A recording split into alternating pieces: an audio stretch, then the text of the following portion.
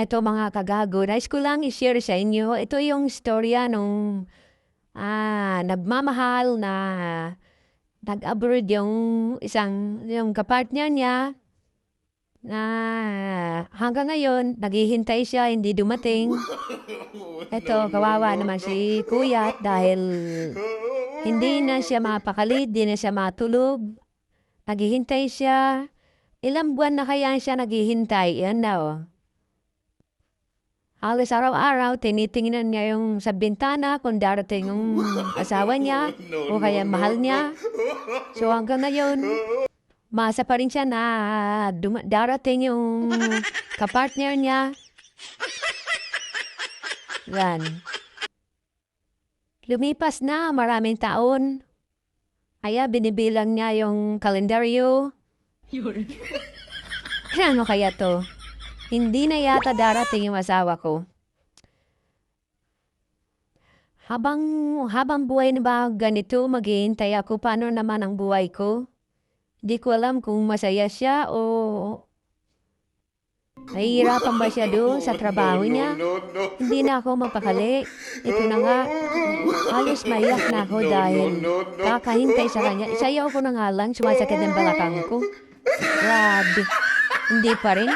Hindi pa rin mawala yung ko. Pagkalungkot ko. Ito na gawin ko rito.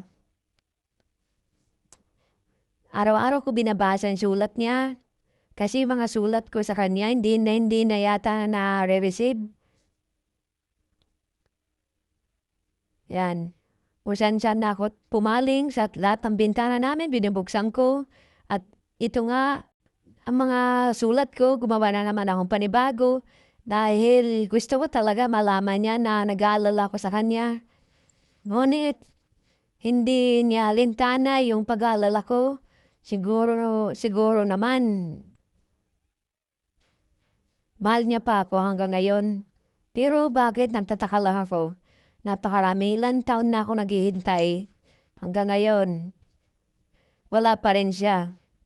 Ito, alam niyo mga kagago, napakahirap pala talaga mag-isa. Sana mapansin niyo itong message ko na to. Dahil ito, istorya ng bilang mag-asawa na nais guminawa ang buhay.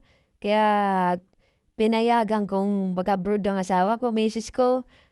Pinili kong kahit na malungkot ang buhay ko. Ito hanggang ngayon, naghintay pa rin ako, hindi ako mapakali. Ano na kaya nangyayari sa kanya? Bakit kaya hindi man lang tumatawag o kaya text? Ano kaya nangyayari? Ano ba ito? Di na ako mapalagay. Ano kaya gagawin ko? Ano kaya? Hindi ko na nilibot ka na buong bahay ko.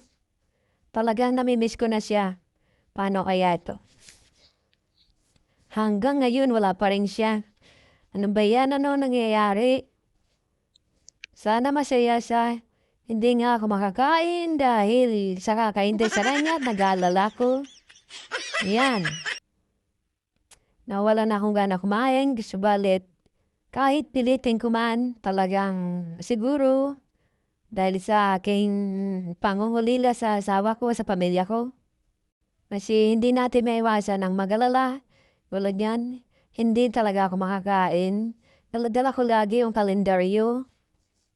Tsaka yung mga sulat ko na hindi ko matapos. Try ko nga kumain.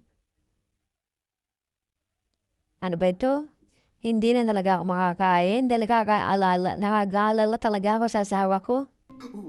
Hanggang ngayon, hindi pa na sumusulat. Ilan taon na, ilan siglo na, ilan na yung calendar halos yung calendar lahat nabili ko na. Ano pa kaya to? Babalik pa kaya to? Sana may pag-asa pa. Baka dumating ang araw na nandiyan na siya. Sa kaya yun.